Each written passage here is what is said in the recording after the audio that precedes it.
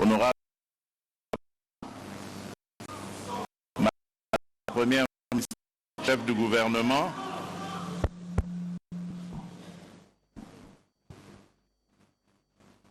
Monsieur le Président de la Cour constitutionnelle et Président du Conseil supérieur de la magistrature,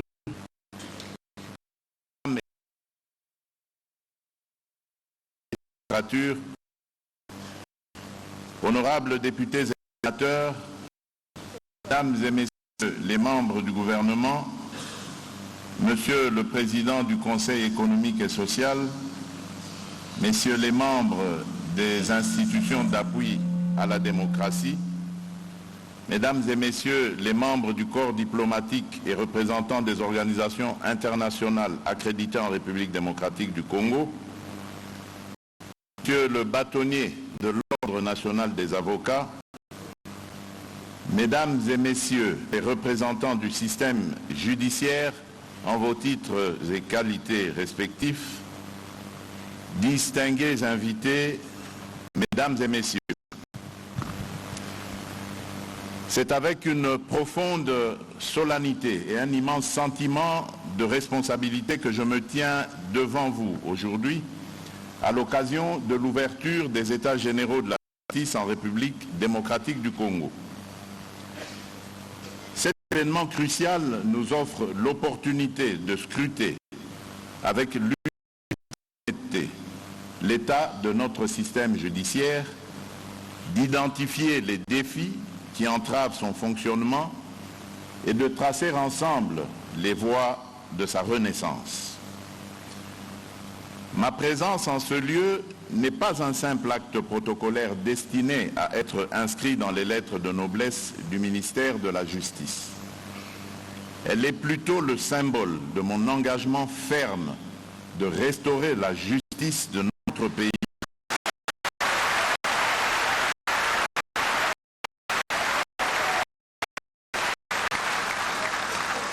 Elle est plutôt le symbole, disais-je, de mon engagement ferme de restaurer la justice de notre pays afin d'être en adéquation avec les saintes écritures qui consacrent la justice comme un vecteur d'élévation d'une nation.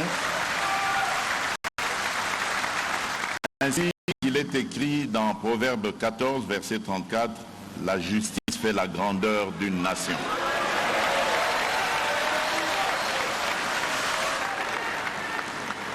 Le peuple congolais, au nom de qui, conformément à l'article 149 alinéa 3 de la Constitution, la justice est rendue, exige une justice qui porte haut les valeurs d'intégrité, d'impartialité et d'équité. Très souvent, nos concitoyens se sentent trahis lorsque les principes fondamentaux de la justice sont bafoués par certains pour satisfaire leurs intérêts personnels et leur appétit du gain indu. En tant que magistrat suprême, c'est avec détermination que je me tiens ici pour affirmer que notre appareil judiciaire sera restauré, bon gré, mal gré.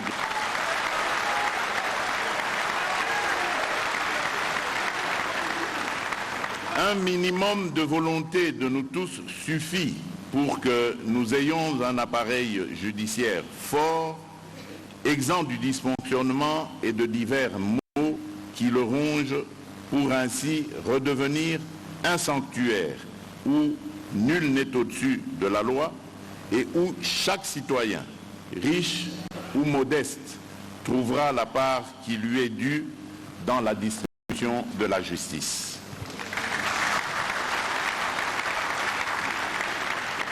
Malgré quelques avancées, les défis demeurent immenses et pressants.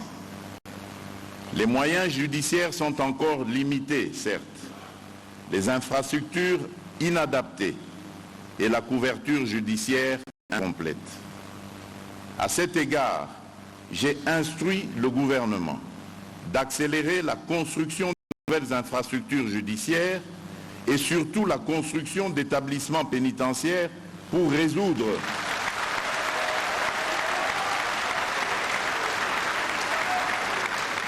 pour résoudre l'épineuse question de la surpopulation carcérale à laquelle nous faisons face actuellement. J'attache du prix à cette question. Mais au-delà des moyens matériels, il est des antivaleurs plusieurs fois décriées et qu'il faut à tout prix éradiquer. Il s'agit principalement de la corruption et de l'impunité. Ces antivaleurs qui minent la mission et trahissent le devoir de la justice appellent obligatoirement une thérapie de choc, comme l'a dit le ministre d'État.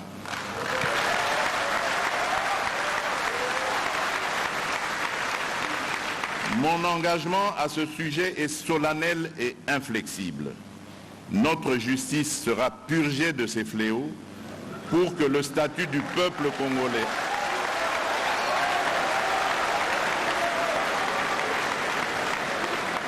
Notre justice sera purgée de ces fléaux pour que le statut du peuple congolais ne soit plus compromis par les intérêts égoïstes et corrompus. Mesdames et messieurs, face au tableau sombre dressé ci-dessus, il est temps de se ressaisir et de dresser sans complaisance un état de lieux exhaustif de la situation de notre système judiciaire afin de trouver des solutions à même d'y remédier. Donc l'occasion pour moi de rendre hommage à l'ensemble des membres du gouvernement et au bureau supérieur de la magistrature pour leur collaboration dans l'organisation de ces assises. Je tiens à exprimer mes encouragements au ministre d'État, ministre de la Justice et garde des Sceaux,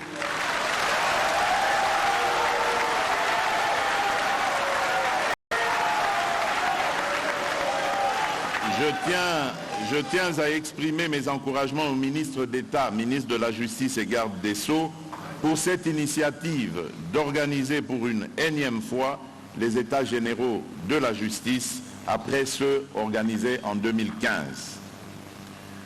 Je formule le vœu que ces assises ne soient pas un rassemblement en plus, mais plutôt avec un plus et qui se démarque par la qualité et le pragmatisme des recommandations qui en découleront. À ce propos, le but n'est pas de remettre en cause les conclusions et recommandations de celles de 2015, mais de procéder entre autres à l'évaluation du niveau de leur tout en proposant des actions concrètes à compter ensemble avec celles qui seront issues de cette deuxième édition. Aussi, ce moment me paraît indiqué, comme je l'avais déjà préconisé lors de la deuxième réunion ordinaire et de la première réunion extraordinaire du Conseil des ministres, tenue respectivement le 21 juin et le 9 septembre 2024, de peaufiner davantage la réflexion sur la mise en place d'un parquet financier ayant pour mission de poursuivre de manière spécifique les infractions de détournement des deniers publics et aussi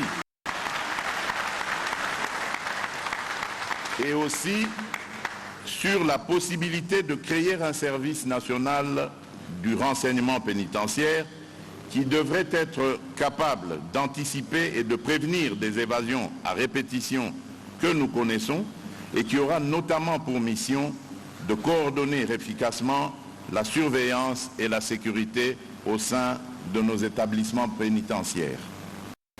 Par ailleurs, nous devons également penser à moderniser notre appareil judiciaire, notamment en y insérant l'utilisation numérique, faciliter les procédures et réduire les délais de traitement des affaires.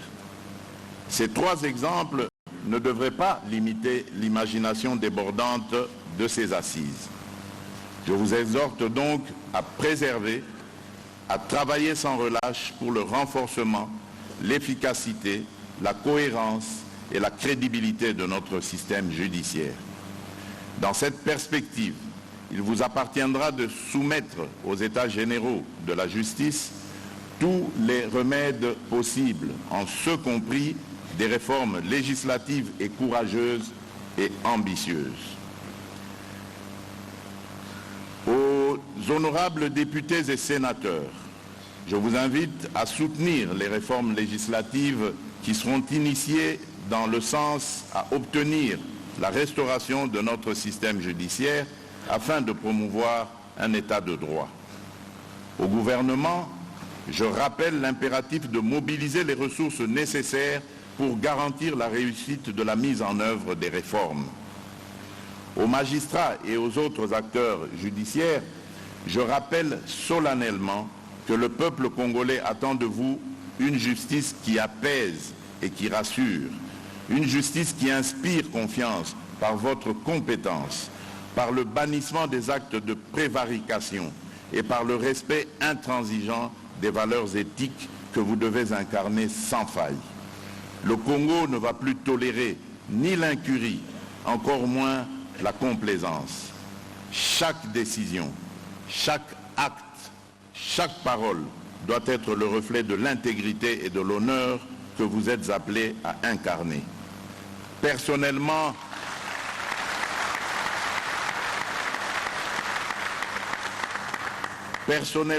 je crois en vous et que, loin d'être la risée de la société, vous pouvez encore donner le goût de ce noble métier à nos enfants pour qu'ils aspirent à devenir des magistrats et à appartenir à votre corps d'élite. La nation observe et sachez que tout manquement, toute défaillance, tout compromis avec la probité et la droiture sera désormais sanctionné.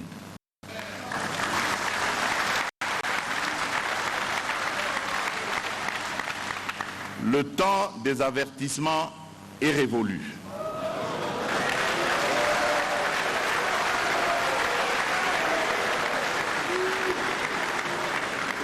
C'est avec une fermeté sans concession que seront prises les mesures nécessaires pour extirper des rangs de la justice ceux qui trahiraient leur mission et par ricochet leur serment.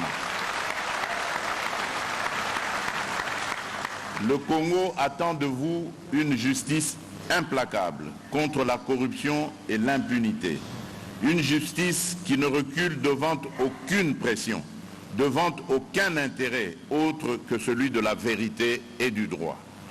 Une bonne justice constitue le gage des institutions fortes pour le pays. À nos partenaires, je réitère notre gratitude pour votre soutien constant et indéfectible. À vos côtés, nous entendons renforcer cet effort fondamental pour que la justice congolaise puisse se hisser au rang des institutions les plus respectées, les plus intègres et les plus protectrices des droits et libertés fondamentaux de chaque citoyen. Aux acteurs du secteur privé, par ces états généraux, je voudrais que vous y trouviez la volonté ferme d'assainir l'environnement des affaires afin que le partenariat avec l'État soit dans le respect des règles. Je vous lance un appel pour une participation remarquable afin que votre voix soit entendue de ce que vous pensez et qui peut être amélioré. J'ai conscience du rôle et de la place du secteur privé dans le relèvement de notre pays. Ce que je recommande aussi est cette sincérité dans les rapports avec l'administration publique. Mesdames et messieurs, distingués invités, la tâche qui nous attend est immense. Mais l'histoire nous enseigne que seules les entreprises portées par une vision claire, une détermination sans faille et une volonté de faire survivent aux épreuves du temps. Ces états généraux doivent être le socle d'une justice digne, respectée et respectueuse des droits de chaque citoyen. Je vous exhorte donc à formuler des recommandations concrètes et applicables pour que toute réforme qui sera préconisée ne demeure pas un rêve lointain, mais devienne une réalité. En terminant mon allocution de ce jour, je nous rappelle encore ce que disent les Saintes Écritures dans Psaume 106, verset 3, je cite, « Heureux ceux qui observent la loi, qui pratiquent la justice en tout temps. » Cela dit, je déclare ouverts les États généraux de la justice et souhaite plein succès aux travaux y afférents.